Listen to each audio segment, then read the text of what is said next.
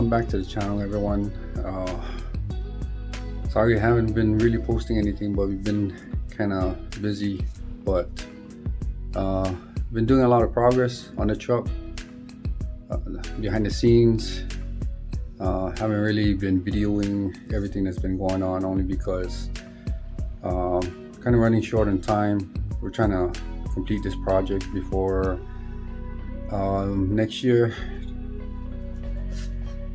Trying to hopefully make it to an event, so just bear with us. We're getting there slowly, slowly but surely.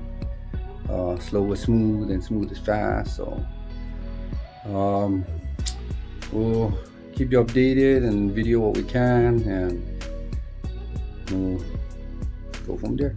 Just hang in there. Thank you.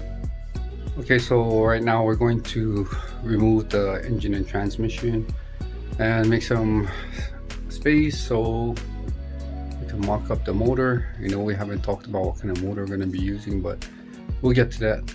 And any Datsun fans out there that need a motor and tranny, running motor and working tranny, hit me up in the comments. Let me know.